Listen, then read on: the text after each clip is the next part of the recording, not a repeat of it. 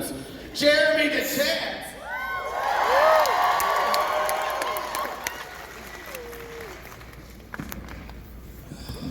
Thank you, Tyler. Hi guys, welcome to the Helluvaboss Panel. How many of you were at the last panel at Anime Riverside? No. A few people. How many came to the meetup yesterday for the cosplay? Nice. We got some. Oh, you hosted it. That's different. You had to be there. All right. So we do have a special surprise for you guys today. I'm not going to be hosting alone. I'm going to have the wonderful Morgana Ignis as Miss Sally Mae. I'm here because I know how to pronounce everyone's names properly. I see so many amazing cosplayers in the audience right now. Thank you everyone who's been coming to the booths and getting autographs and photos and all of that. You all look amazing. Are you ready to start this fucking panel? No. The first person we are going to be bringing out right now, when the mic is on my face. The first person we are going to be bringing out as we go down this list, the voice of Stolen's Bryce Pickett.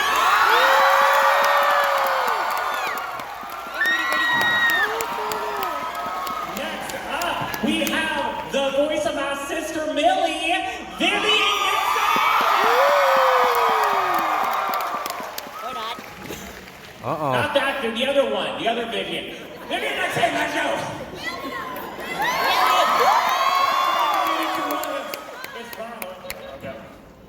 And we wouldn't have her Millie without the voice of Moxie Richard Horman!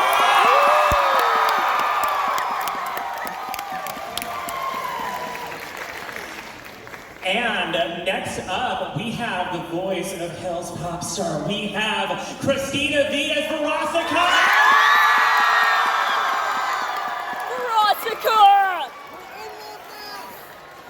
Next up, we have, I've seen a lot of you cosplaying her this weekend. We have the voice of Luna, Erica Linda! Remembering to breathe. Sorry, breathing is important. Yeah, it is. Next up, we have the Helluvaboss, the voice of Blitz, Brandon Ryan!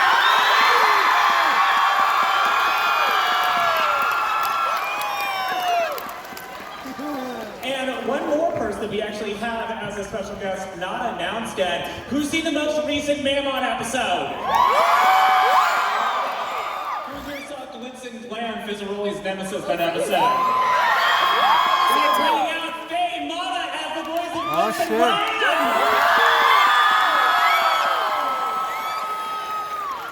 And obviously none of these people would be here without the creator of Helluvaboss. We have Vivian Madrano!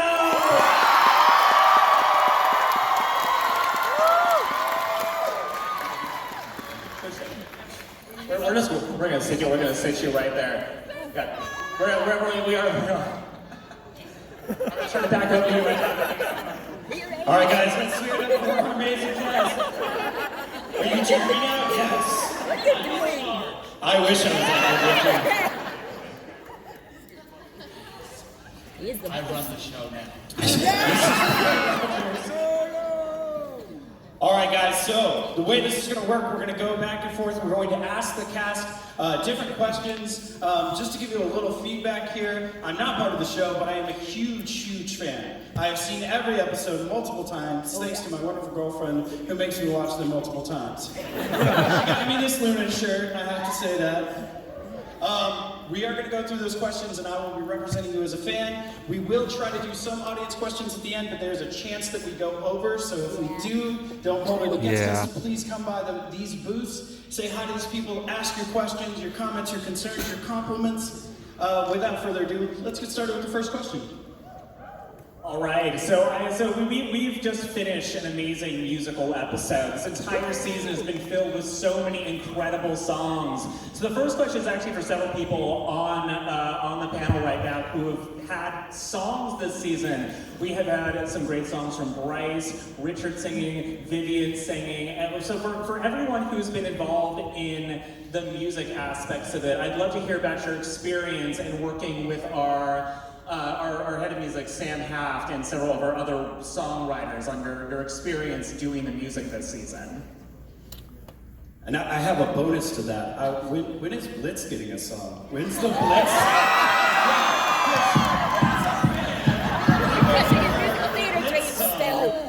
That's my... He's premiering it today. No, just kidding. Just kidding. Here now live with a new song from Helluvaboss. That's the concussion song. So the question was about music, and as you all know, it obviously plays an incredibly important role in our show and in the seasons you've seen so far. It's a privilege to work on the music, especially when we record. You know, usually Sam is with us, and so it's a real collaboration. Like, these songs are found for the first time in the booth. The ones that I've recorded, I'm singing, and Sam is giving feedback, and Vivian and Richard are giving feedback. So they're really created like in a collaborative soup right there in the booth. So you know, I get a lot of people coming up and talking about the song from Lululand, and I remember recording that song because it was during the pandemic, and I had just become a father for a second time. My second child had just been born, and a lot of actors had lost their jobs, and all of those emotions kind of went into that booth and went into that song. So, and that's true. Every time you record something, you bring in whatever you're going through, and the music has been an incredible conduit for that in this show, and that's thanks to Viv. We'll just go down the row if that's okay. We had new songs from not just Millie and Moxie, but specifically Moxine and Millard. And I would love for both of you doing that episode, especially how you were musically recording for that one. On a microphone. Yeah, if you could sing the whole thing now, Oh, we'd everybody appreciate look that. at me. That was a fun one. I was blown away by Vivian's Millard part of it. I was so amazed by it. Vivian's already an amazing singer, but this song was in a lower key, and I actually asked Vivian Medrano, who's singing Millie's part? It's just, that's Vivian. I'm like, oh my God, she's amazing, which I already knew, but thank you. Yeah, it was neat. I always think that the demo sounds better. Like, Sam, you know, you make it. Sam does it. Well, everyone who ever does a demo for me, for my character, it's always like, oh yeah, here. Yes. It's like, everybody look at me. All of you losers wish you could be like me. Anyway, and so my key is actually higher than Yeah, we should switch keys. I should actually be singing your key, and you should be singing my key. But it's we work it out. We always work it out. We always work it out. We always work it out. Millie!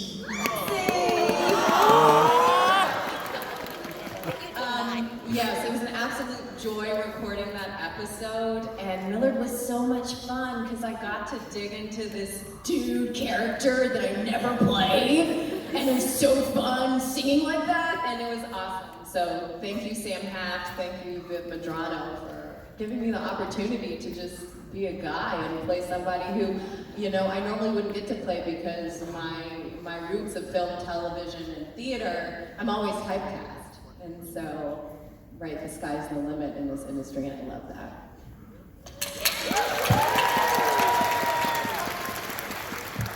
And really quickly, I know we only have you for a bit, but I would love to talk with you, especially your song, as you are playing opposite yourself in this show. So yeah, this one's for Faye, because I would love to hear about your Glitz and Glam song and your process work with Sam on that.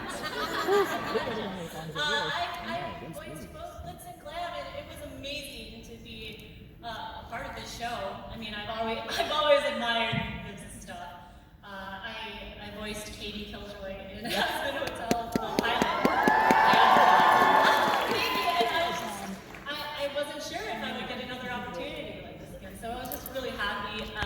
It sounds very K-poppy, the Clown Bitch song, and I love it. I'm a big fan of Katie Gay. And it's incredible. Sam Haft is extremely talented. And I admire every single person on this cast, so to be a part of it now is just, it's just amazing. So thank you so much.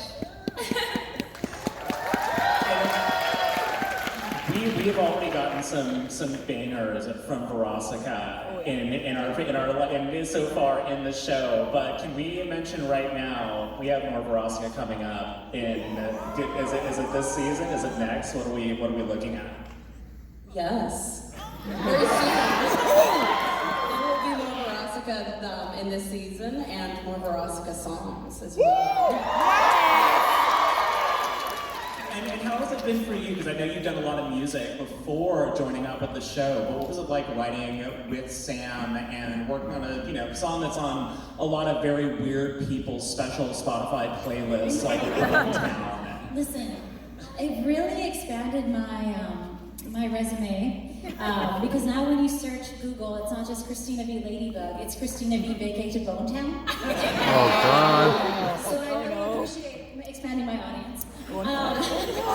Oh no! It's been amazing, and I'm a huge musical theater person. So getting to sing songs with these incredibly talented people has been so awesome, and I love the reception, and I love Verosika, and getting to meet all of you guys. So it's been such a blessing.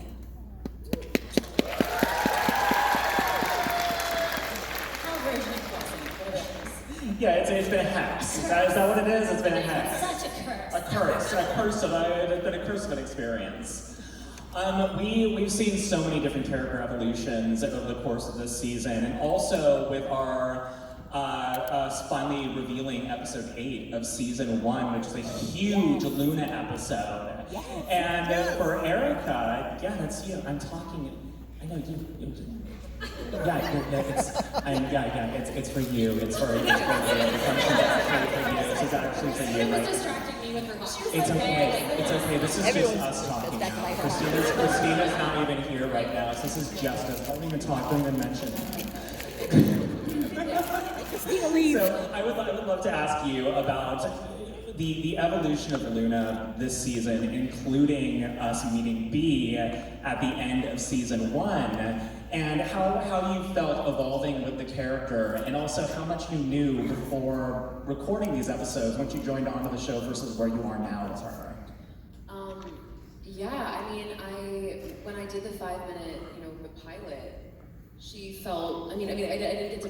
She was kind of just like coming in with a witty quip every once in a while, so I didn't really get to delve into her as a character, because if you're playing a character correctly, they should be able to run the gamut of emotions. It doesn't matter. And I remember being a little bit scared because I went, okay, I'm not just yelling at people to shut up anymore, or I'm not just saying I'm gonna eat your avocado sandwich from this fridge, to all of you. It was no, we actually are getting into some meat here, and she's showing her vulnerabilities. So it was really nerve-wracking because I was like, okay, how do I stay in character and also show these different facets of her personality? But it's been really cool and really freeing, because I feel what's really cool about this being an original show is we made these characters, from the beginning, and I have so much freedom to sort of just be myself and play. So that's been very gratifying. Yeah. Thank you. And speaking of character evolutions, we have seen a lot from Blitz this season, not just personally, but with relationships he's had with other characters. You've come a long way from where we saw you with Robo-Fizz in Lululand to where you and Fizzaroli are now in your friendship and relationship. And I'd love to talk to you not just as a performer, but also somebody who writes with the show, how it's been to take the character to where they're at now, halfway through season 2. I think a lot of people, it was tough when we did the first, when episode 3 was coming out, you didn't really see any serious deep sides of Blitz until really episode 6.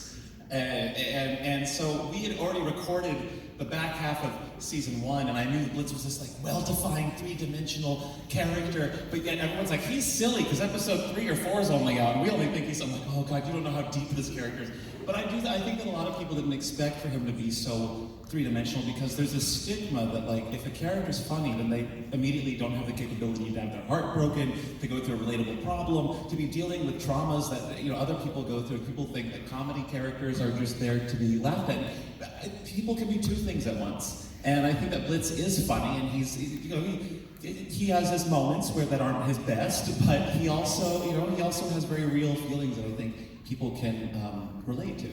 And I certainly relate to him a lot. I write for him, and he's someone who's very near and dear to me. And so when I see other people relating to him too, it's very gratifying, because it makes me feel in a weird way that I'm finding some form of acceptance through other people, because I relate to him a lot too. And what was your question? You're doing great. Yeah. Thank you. Oh yes, the range, and he's sad and he gets happy.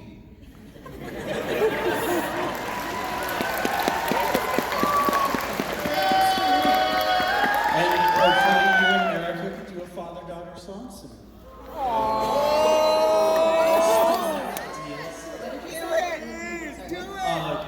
You guys could do a father-daughter song soon. Absolutely. We do all the time, just in our personal life. We're drive-through just singing to one another. Yeah, that would actually be very, very fun. I would think about that. So bringing the music question kind of to a close, Vivian, the music is such a big aspect of the show. Kind of like every episode, we just had the big musical episode, Mamon's magnificent musical mid-season, as far as my girlfriend calls it, yeah, and you get to work with like Tony Broadway voice actors and for singers. Why so much music? And what element of that do you bring to it? Well, I am a massive musical theater fan. I just grew up with, it definitely rooted in the early Disney Renaissance movies, because I really think that animation goes hand in hand with musicals. Like they just, they require a lot of suspension of disbelief, and animation, it's so whimsical, and so it's paired really well. And animation is colorful, and it's expressive, and it's able to kind of do whatever it wants. And I don't know, I've always thought the combination was great, and I obviously am an animator first and foremost, and a storyteller first and foremost, but my escape for a while was musical theater. I still go to Broadway all the time. I love seeing like every single show I can. I love seeing, I've had the amazing honor to see so many members of my cast perform in shows, and I don't know, like I'm a geek when it comes to musical theater, so all my projects just feel part of that world. And that passion is absolutely there, because the songs are banger after banger. Like, I'm so also good. very picky about that. Yeah, the music is so good. Being a musical theater fan, I am, picky about the music, and the bar has just kept being raised by like Sam Haft obviously is amazing, but we also have Andrew Underberg, we have Julian Hornet, we have Andrew Butler, we have so many songwriters, Barry Brett, just brilliant songwriters all across the series, and they all have different styles, and they've all worked in varying degrees of musical theater, off-Broadway, Broadway, all those things. So yeah, I love it. It's a world I love, and in a world I'm in, and yeah. Awesome, thank you. So my next question, kind of for everybody, and we can go down the line again if we would like, however you're more comfortable, is this all started somewhere, and all of you have done other things before this. I know for a lot of you, some of you have done voice acting, but for some of you, you come from a different world. What was it like getting started with the show, and did you ever see the crazy amount of growth happening? What is that like? What's that experience like?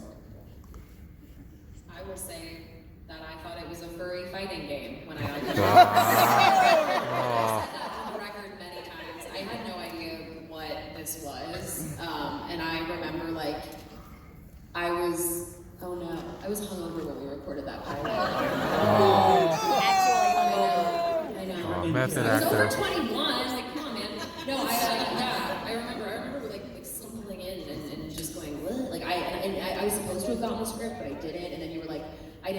going to be doing everything. Yeah, it was pilot. like I was like, oh, I'm Luna, and he was like, we need you to do all the girls. I was like, okay, cool. So I just like made up a bunch of stuff on the fly, and I remember dragging Justin Briner, who's here, not in this room, but he's another voice actor. I dragged him to the premiere of the screening screening of the short. And I was like, yeah, there's this thing called Hazard Hotel, but like she's screening this 5-minute, thing, and then I thought that was going to be the end of it. I remember seeing the poster, many of which I've signed today, that same poster, and I saw them, and I just was like, wow, that's really cool.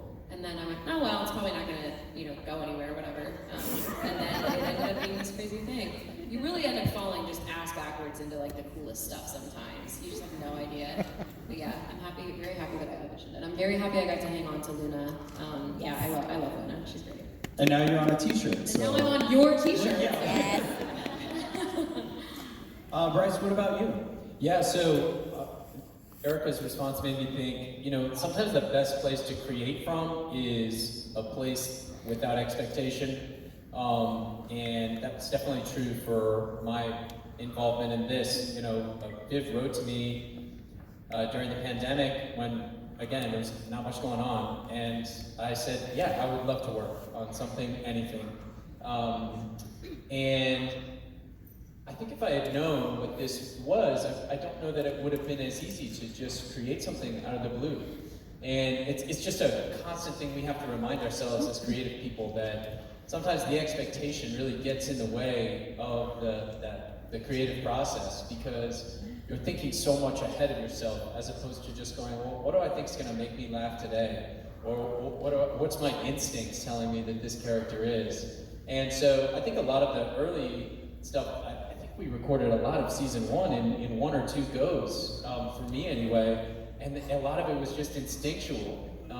And I look back at that and think, thank goodness that I didn't know what we were embarking on, because it just helped me anyway just take a really fearless approach to it, which is something we always try to do, but it's not always easy when you think, oh, this is going to be this, and suddenly your nerves start to do this, and I think without that expectation you can really create from a more instinctual, more playful, more childlike place, and that's certainly at the spirit and heart of this show for sure. That's awesome, thank you. And Richard, you're not only the voice of Moxie, you are a voice director for the show, and you teach voice classes.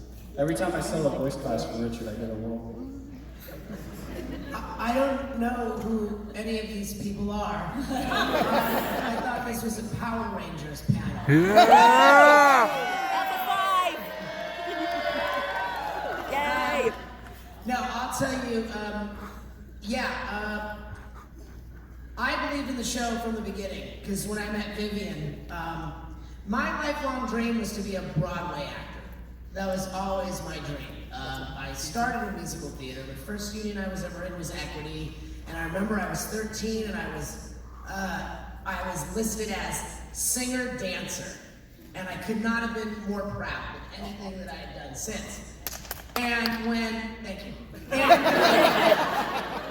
Thanks, Mom. But when Vivian told me about the show, and she told me that it was like she and I just felt we were in love with musical theater. In fact, when we're in New York together, my wife Kristen and Vivian and the group, if we can, we try to go see plays. Just last week, I saw Bryce in New York in Little Shop of Horrors. Oh my God!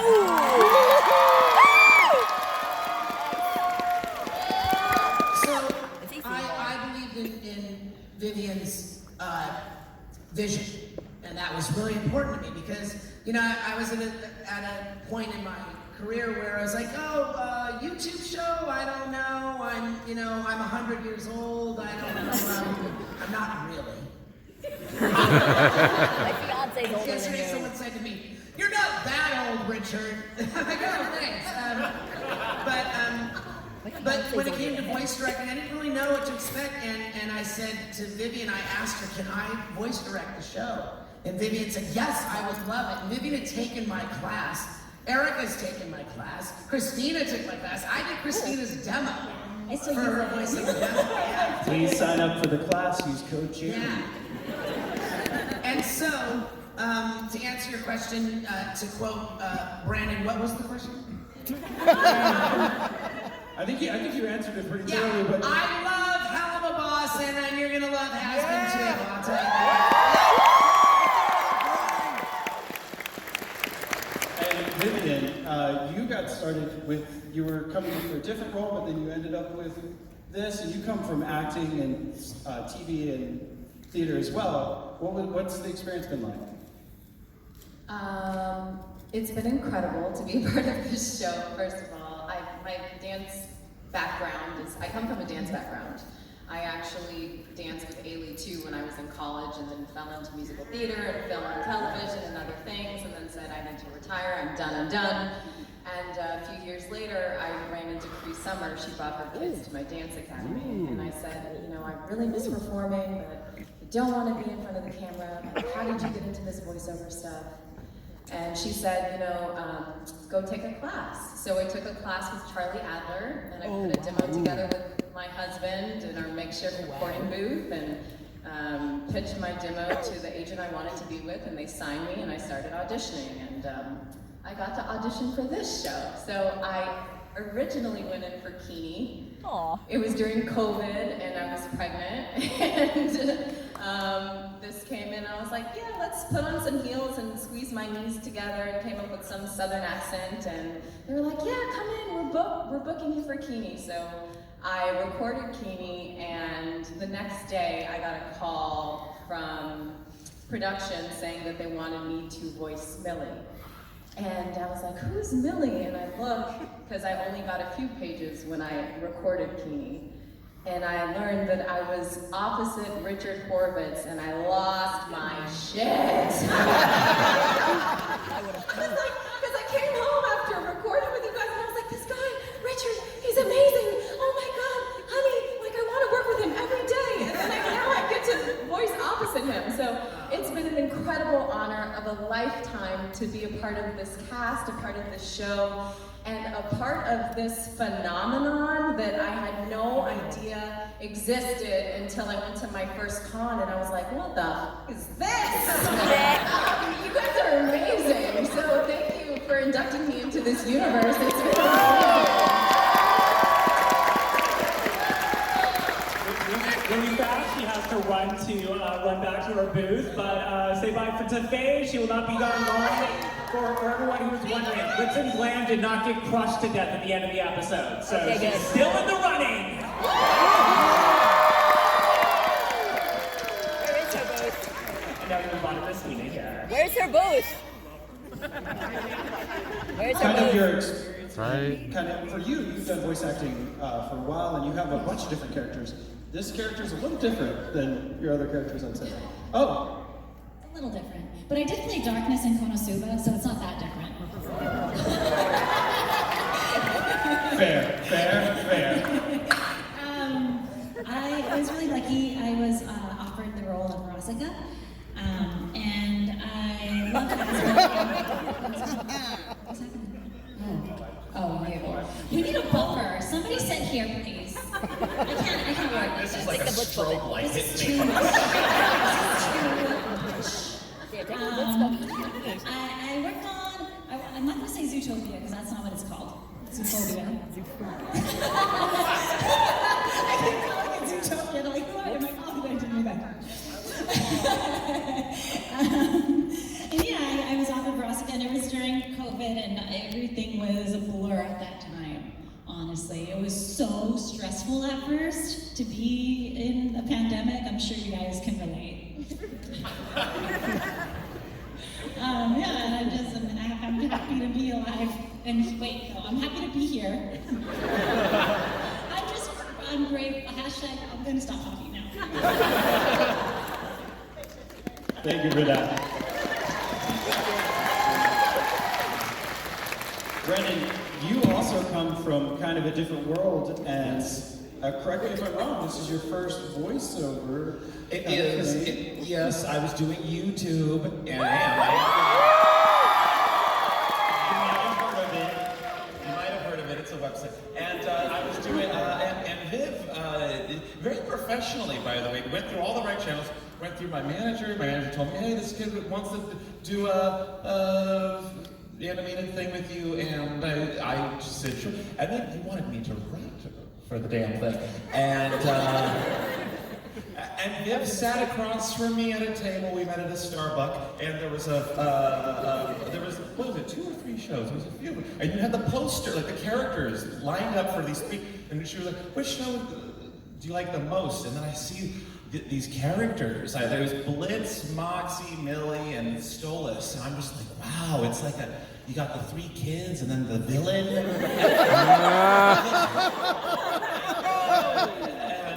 Blitzy.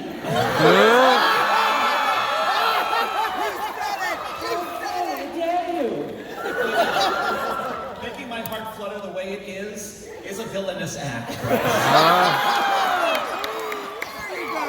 Every time he does that, it's a British jump scare.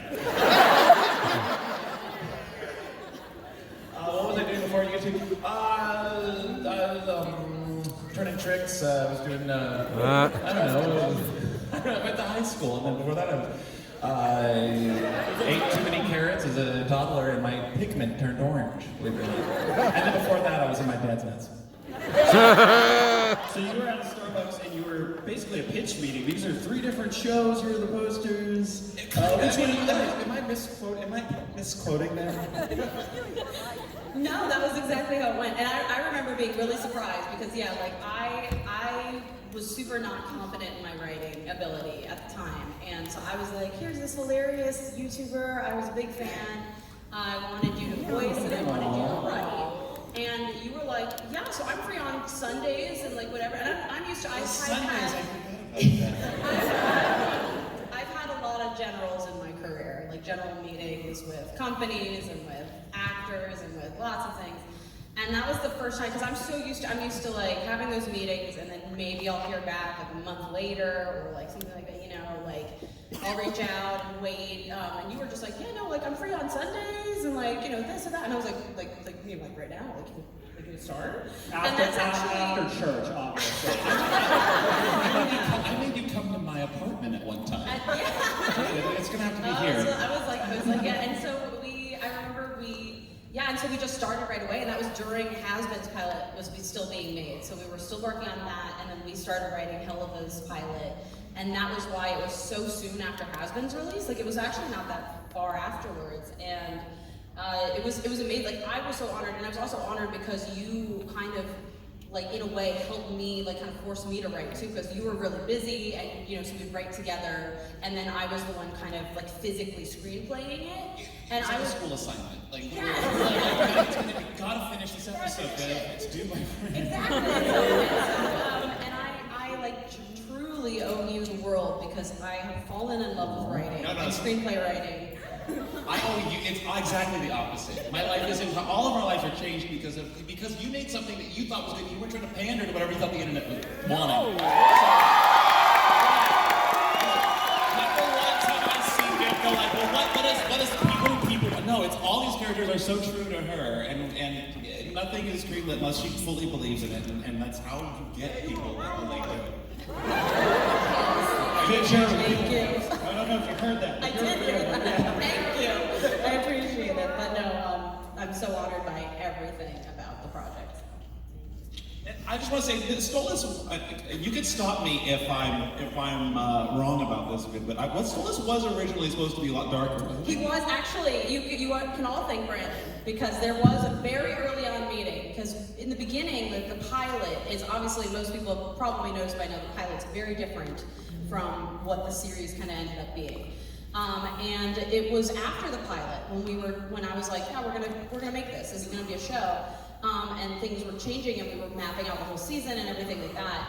I asked you. I was like, so I kind of like the idea that Stolas of Blitz might be like an actual thing. Like, do you like? Is that something you like? And you were like, yeah. And then so now the show is what it is. If you had said Stolas, it might have been a very different show. You did that for me, Blitzy? Oh, yeah. Really fucked over the plot by being too adorable with the way he was. How are you gonna make this dark? I will say, yeah, that also like Bryce, you stepping into the role also very much changed the character, in my opinion, vastly for the better. Because it's impossible to hate Stolas, at least in my opinion. I think he's such an amazing character. I'm very biased. I love writing for him. But yeah, I think when we decided that night at Lancer's restaurant in Burbank, that the tone of the show and everything like just completely changed. And I think obviously for the better. I adore this story. Obviously, we're only partway through it, but we're much farther ahead in writing, and so excited to see where it goes. It's such depth because he goes from that, and then he did have a dark moment in the episode where he comes to the rescue. That was Stolas, a different Stolas, and I love that. So good job. Yeah, it's always fun when you get to those moments. Like Brandon said, a funny character, you don't think they have the chance to have their heart broken. It's similar when you get to do something completely different from what the audience has come to expect, because that's when you feel a character starting to get built out, the complexity starting to come in, and honestly they become more human to me, because we all have all these sides in us, right? And so when we get to see those come out, it's always a thrill as an actor to get to do a completely different side, a shadow side of the character. I really like that you're not afraid to go really high but also really low. I think the juxtaposition of that is like, it really smacks you in the face every time, and I like that. I want to go to like the extremes, Yeah, it's hashtag relatable. Well, I think one of, a testament to the writing is, how much we as performers get attached to these characters in some really major ways. We're able to really empathize on an emotional level with them. I know for me, for Sally, I find a lot of common ground with her. Sassy, tall, unsolved murders, but for the rest of you, I would love to hear from each of you. Do you have one defining characteristic of your character that you identify with most, that really makes you feel connected to them? A small amount of people that work for him, trying to be a name that's taken seriously. I mean, Blitz and I have very similar struggles. I'm not murderous, but I get a lot of Blitz's character is defined by him. He's an imp. He's the lowest of the low in hell, and he's actually trying to make a name for himself. Something more than most demons are trying to do. So he's faced with this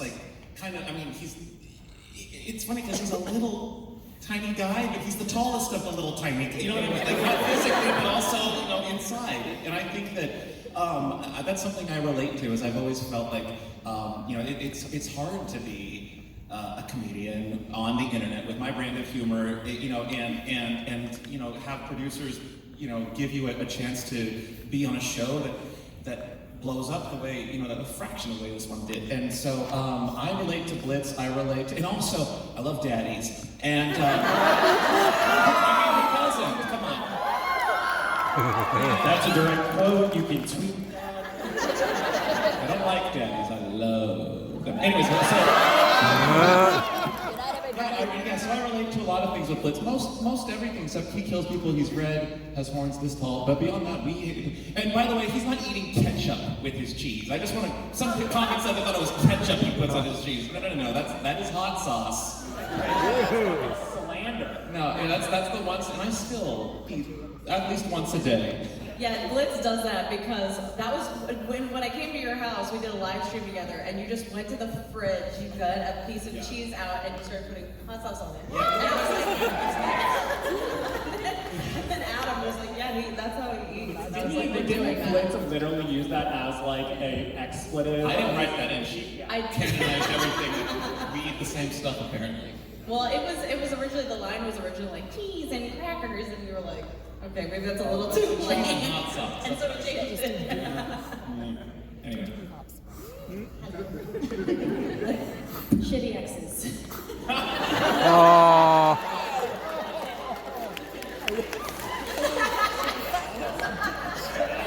He ate all the cheese and catering. I have a lot of similarities with Luna. I think for better and worse, I have a lot of primal rage and anger inside of me, but I'm also, by that same token, like primally at my core very protective of the people that I love. And I think that Luna definitely is that and embodies that. Actually, not to get too dark here, but it's so funny. Helluvaboss is my parents' favorite thing. Oh my my mother's God. definitely Oh, boy. favorite thing. She loves it. And my dad, my partner passed away last year of cancer, and it was obviously like incredibly traumatic. And my dad texted me a couple months ago that he had watched the Luna and Octavia scene, and he was like, you know, I'm trying to. Like, I might not always get it right to be there for you and be supportive of you, but I'm doing my best, and I'm trying. And it just like really, you know, it really like hit me hard. Yeah, so, yeah, I definitely, yeah, she's a great character. It's really, the fact that the show can even like hit my parents hard in that way, or like, they can resonate with them is pretty crazy, so, yeah. My dad's not much of a gamer. Yeah. We love you, I'm a Erica. gamer. I love you. We love you, Erica. Love you, Erica. Luna's best hound. So, when I had the opportunity to step into this role, I also stepped into the role of mother. And I learned a love, an unconditional love, an unexplainable love, an intangible love that I never knew before, the kind of love that I have with my Moxie. And that's how I live it to Millie in that way, and that very love is what drives this very primal, feral, badass, fight assassin. I love that.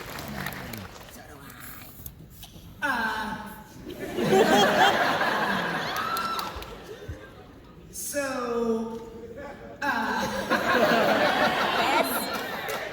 do No pressure, but those answers were really good, Richard. Top that. I learned to love unconditionally. Well, musical theater, always musical. The question was, how are we like our characters? What does defining characters That's that you the identify question. with? Okay, musical theater, neurotic, insecure. Not always, but I think Moxie definitely has his insecurities, right, Viv? Oh, yeah. Right? I make Yeah. He is not a possum. Yeah. I swear, one more possum at my table, I know you're out there. I think also there's a sensitivity about Moxie. Like if you look at the episode where we're gonna like kill an entire family, Moxie's like, wait a minute, sir. But I'm also a lot like Crimson. Although that's my favorite, one of my favorite episodes. No, bad. It's one of my favorite episodes. But I also think that love and understanding of relationships and a romantic. I'm a romantic, although Kristen, my lovely wife, do you agree? Oh, she left.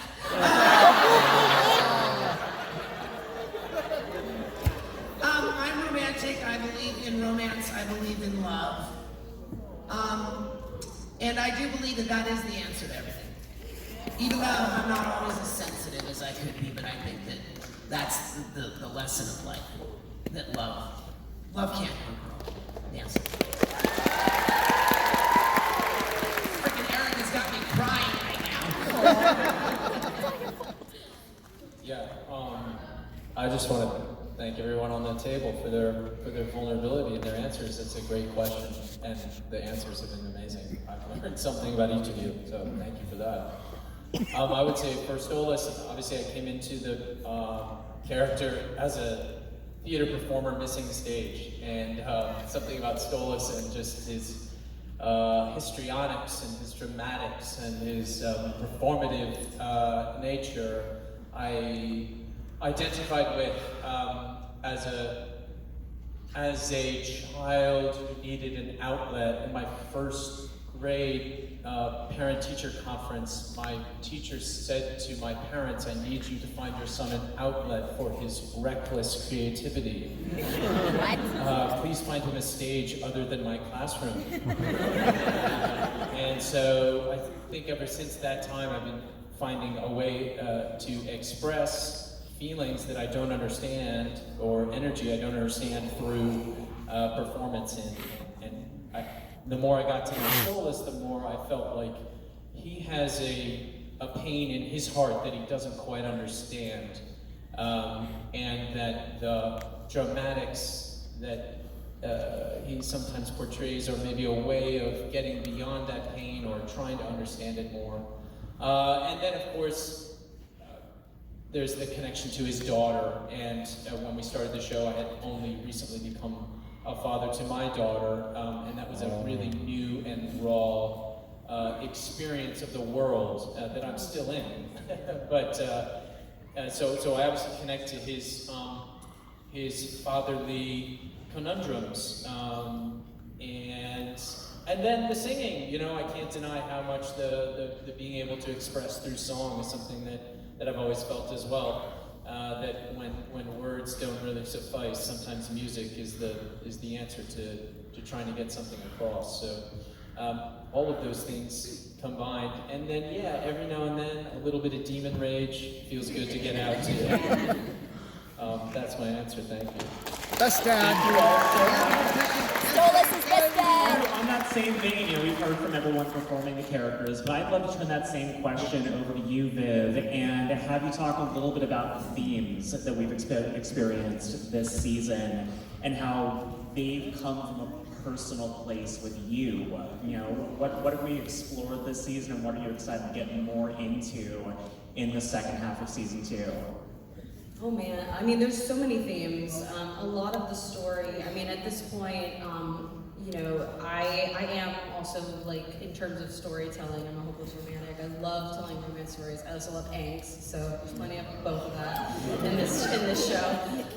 Because like, I don't think I set out to make it a romance story at the heart of it, but you know, that's what it turned into, and I'm so glad it did, because I think that it's a really complicated one. Obviously, the characters are very complex, and both Blitz and Stolas kind of come from kind of hard, you know, upbringings and situations that they both kind of are handling in different ways. And a big theme of the show is overcoming that hardship and abuse. The latest episode obviously is a very specific one about exploitation and about you know, kind of being a creator, a performer, and kind of having that pressure on you to be perfect or to you know, be right for the idol in your life and things like that. And I think overcoming those hardships is really important to me, and it's something that I've had to live through. And I don't know, I feel it's very important to put it into my work and into my projects. It's also sometimes the safest place to put that trauma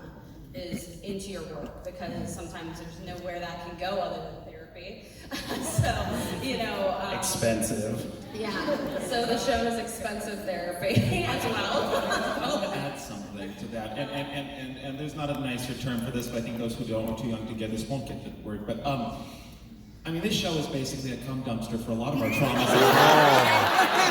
There's so much, we only write what we know. So when you see a traumatic experience happen, it's not like we think this is what it's like to go through that thing. No, we've gone through it.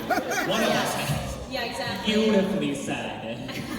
Yeah, whenever you see something like that on screen, you just know someone on the writing staff or someone went through this. It comes from a real place.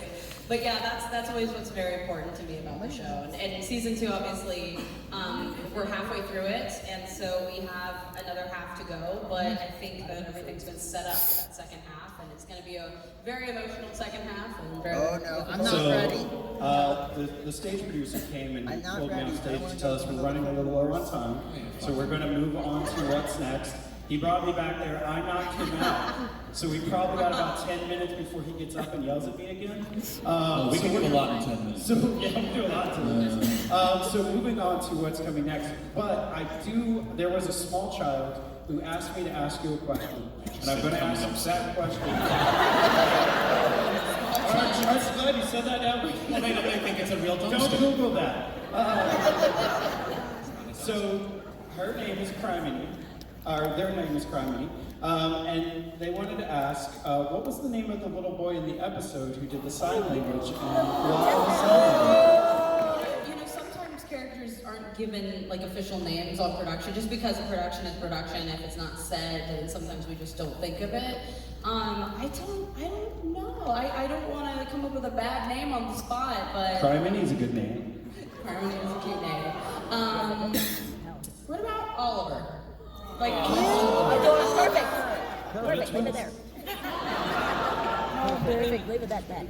All right, so let's talk about what is coming up and what people can look forward to from your characters or from the show. Spoiler. Musical. Big song is happening. sooner than you think, actually. Oh, wait, so we're confirming this. I have not said anything about this. That just came out of your mouth, so you're welcome. I can share that we may or may not have recorded in a season 2 episode a Blitz and Stolas.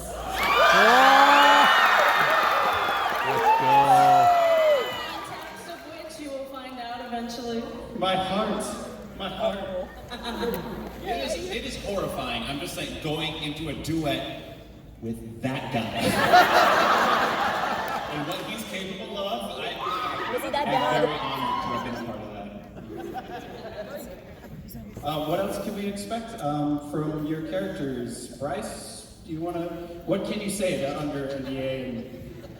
And she's right here, so don't get in trouble. Yeah. Well, I think Stolas continues to try to find his truest self and is in pursuit of that in relationship to some big feelings that he has for a certain imp and the complexities that surround that. And, you know, I think that you're going to see Stolas working through things he's never had to work through before because of who he is and who he was born into being. And I'm really excited. I was really excited to record it and excited for it to be out there and see the you know, as people grow, sometimes it feels like they're peeling away layers of things they don't need. And I think that's going to continue to happen for Stolas.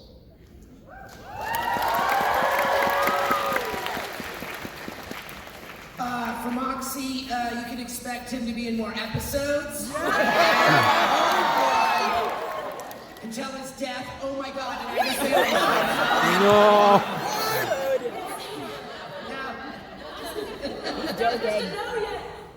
That'll be out there in 5 minutes. That's not true. It was a joke. It was a joke. Moxie trending now. Yeah, exactly. Yeah, there's gonna be more Moxie singing and loving and killing. I don't know what to say, Viv. But given that there's a sniper or a scope on each one of us right now, not to reveal anything, before we end, anything you want to reveal that's coming up to the channel, anything that's being worked on right now that we can look forward to in the next few months, so what are we looking at on the channel? Absolutely. So, so some people have asked when to expect the next episode. Unfortunately, the next episode will not come out until sometime next year. Don't open with that. But in December, we haven't confirmed a date yet, but in December you will be getting an amazing music video. It is a Stolas song. It is a gorgeous song. It was actually originally a fan song that we collaborated with to make canon, and it is beautiful, absolutely gorgeous, and we put our all into the visuals of it, and I'm so excited. So, I was just gonna say, can the Blitz puppet in the front row just take a bow, please?